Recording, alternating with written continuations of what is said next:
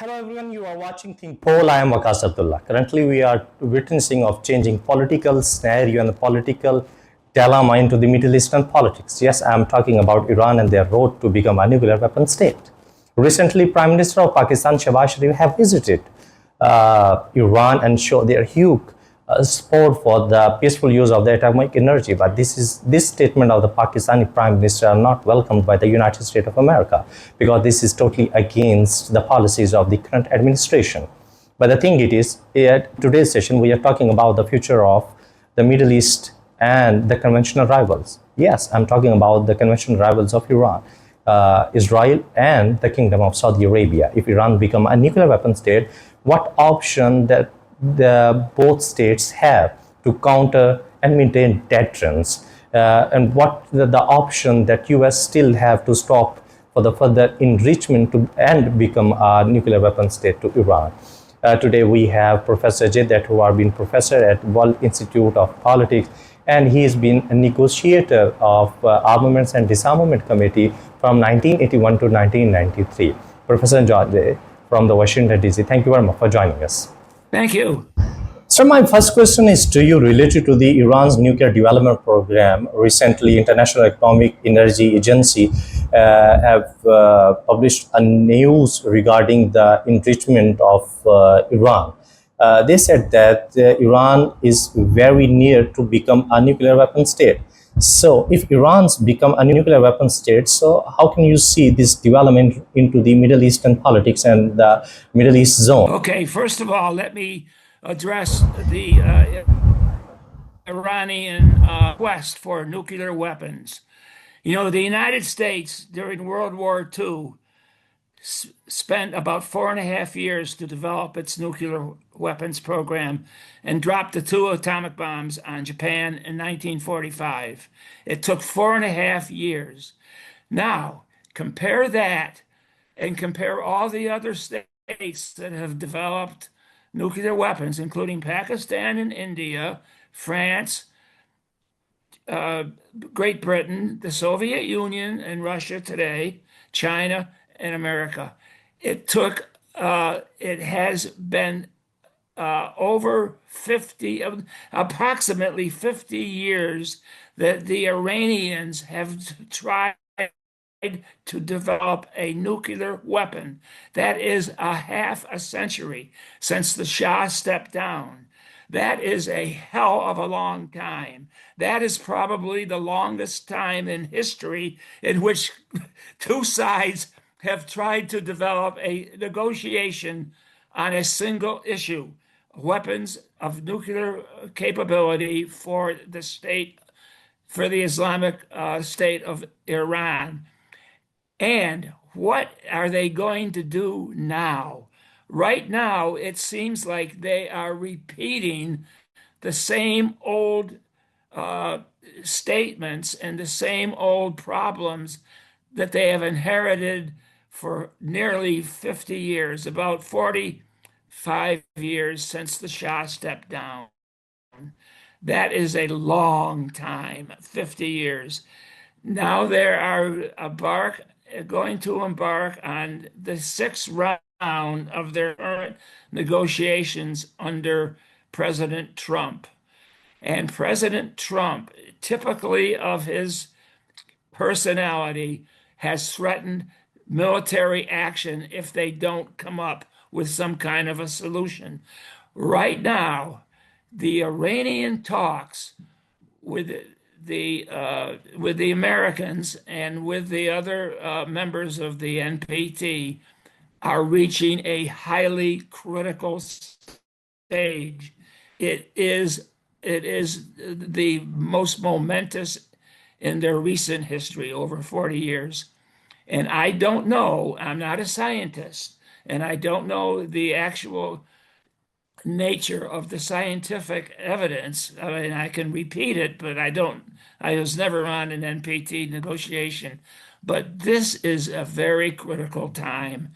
And I think it may overtake Ukraine and even the Gaza in terms of its importance for the summer of 2025. Okay, actually, but the thing it is that Iran is gaining a regional power. Recently, Prime Minister of Pakistan Shehbaz Sharif visited Iran on the diplomatic tour to the Iran, and he shows a huge support for the peaceful use of the atomic energy, even from the China as well, even from the Turkey, but not in an official way. So, how can you see this? What US can do for the regional stability because Iran is doing and gaining a regional power from the nuclear states. What options US still have for the regional stability into the Middle East? Well, it's very, very critical for some agreement to come about. Uh, I think that the idea of enriched uranium is the critical phase of the negotiating process. If some measure could be made between the two sides, basically the two sides are the United States and Israel on one side and Iran on the other side. If they can come forth with some kind of an agreement regarding enriched uranium, that is the critical phase of the negotiation, and it always has been, really. If they can come out with an inspection regime that satisfies both sides, then we'll see an increase in Middle Eastern stability. If they don't, and if they go their separate ways, I'm afraid that it'll be a very, very serious problem for Middle Eastern stability for the coming summer. I think it's reached a critical stage, and I do not know, and I don't think either of the two sides know what the outcome will be, but they are, it's almost like the idea between an open society and a closed society. How can you get the two elements together?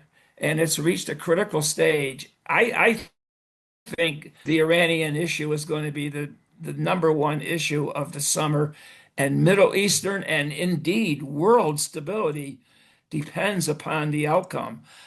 I think there has to be some compromises between the two sides, each one. But I'm sorry to say that I don't have the scientific knowledge to engage what those compromises should be. But they will hinge on uh, uranium enrichment.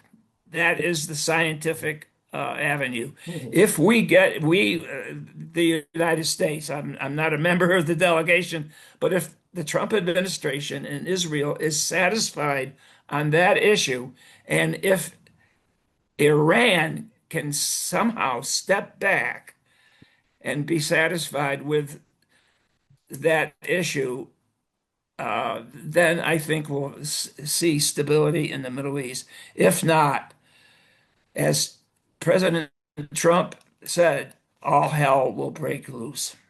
Yep, my question actually related to the military invasions. Recently, a journalist asked a question to the President Trump that if Iran become a nuclear weapon state, so United States of America is going to be up a military invasion into the Iran, because actually in the history we can see that United States of America invade Iraq back to the 2003 on the name of the weapon of mass destruction. This is another talk that they didn't find anything, but yes, and surprisingly, President Trump said yes. If we actually assume that there is a need of military invasion into the Iran, so we still have an option. So how can you see this statement by the President Trump? My personal opinion is that it is impossible, to use your own words, impossible for Iran to become a nuclear weapon state. It is, if they are, and if they are dedicated to that, then the talks break down. And frankly, sir, I think we could have warfare on a conventional level, or maybe even on another level, a higher level of nuclear weapons. That is, So let's talk about some relationship between the states. As we know that there is a diplomatic ties between the Washington and as well as to the Kingdom of Saudi Arabia and Israel has been like a camaraderie, like a brotherhood.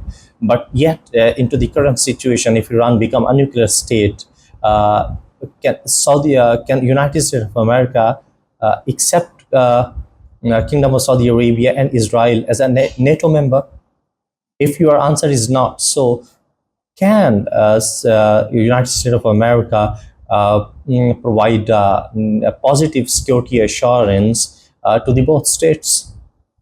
yes, it is. I think it's a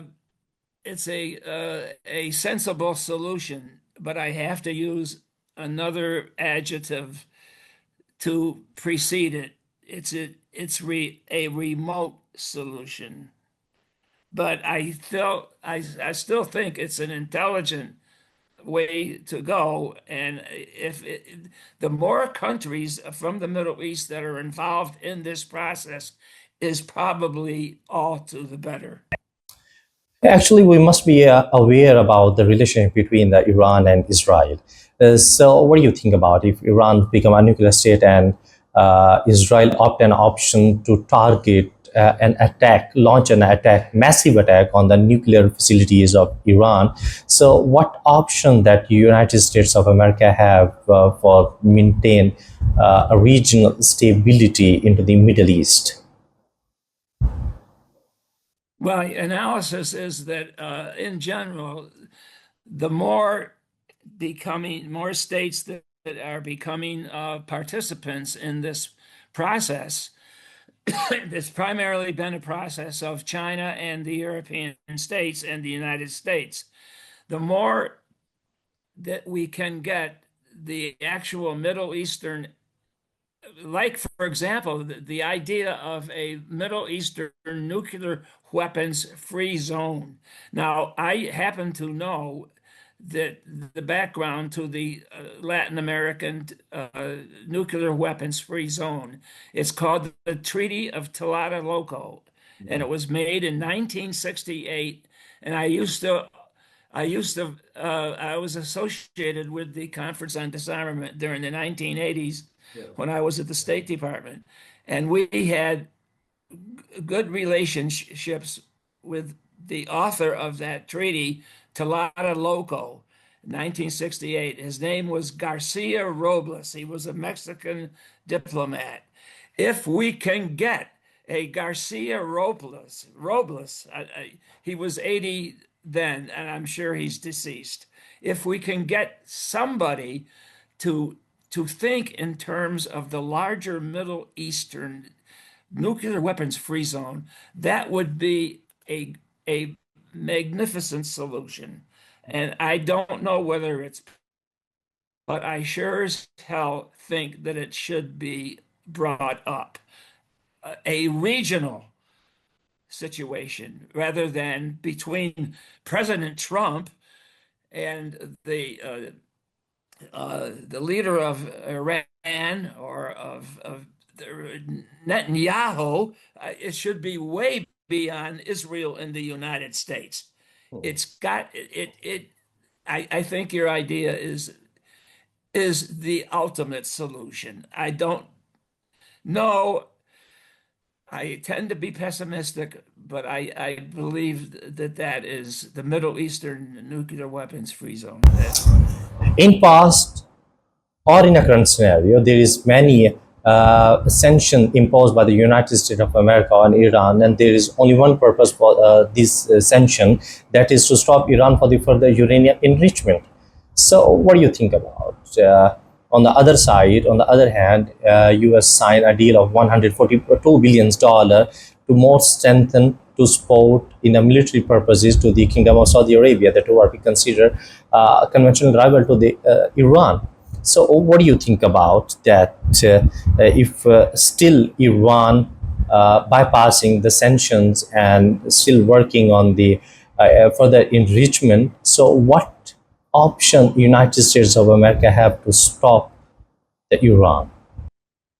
I think the best way is to look upon Iran's position in the Middle East as a one element in a greater regional coalition.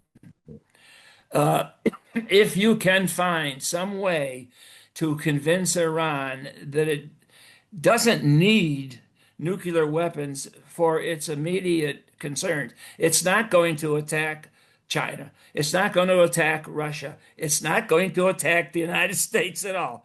It's regional. And if you can get, I don't know how to do it, but I think if you can get a regional solution, that would be that. We have several examples from the past. United States of America become a nuclear weapon state.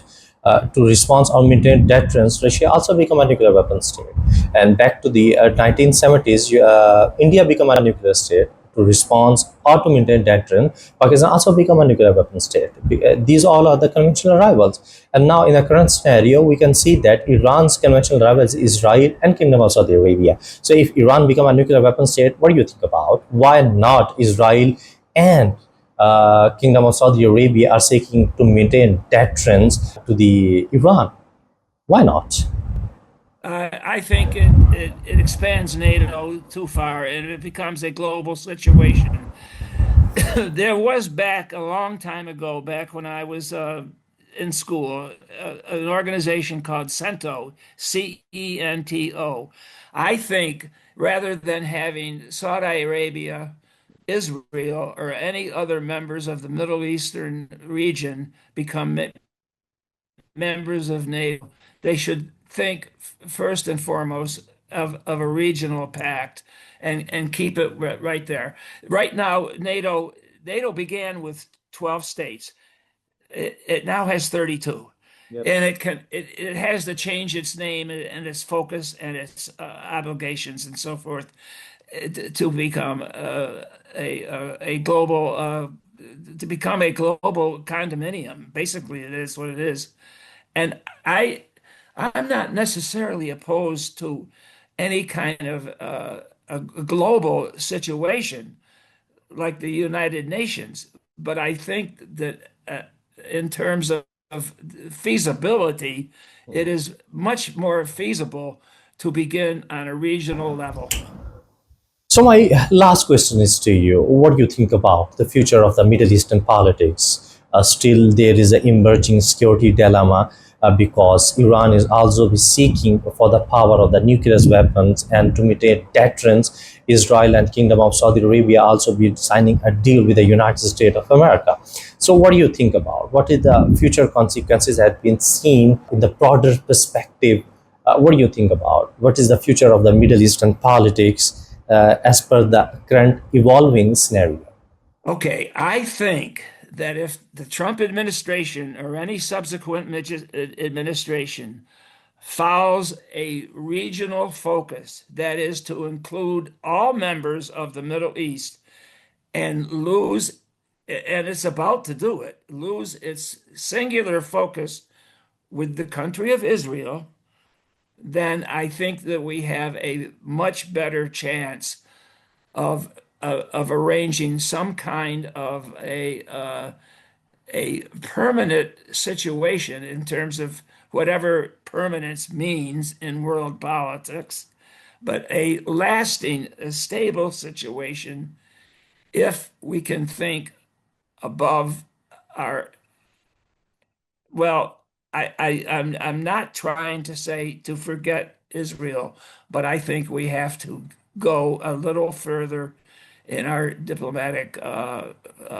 activities to include the other states of the Middle East. And I think the regional solution, that's the way World War II was ended with a regional solution. I think that a greater emphasis should be in American circles and in Israeli circles too.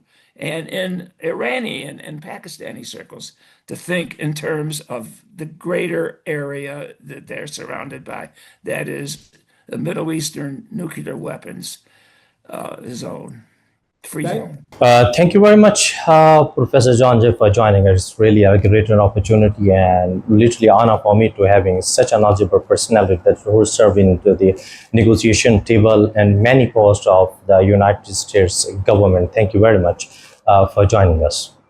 Well, I wouldn't go that far, but I appreciate your generosity. And anytime you want to contact me on any issue, please don't hesitate.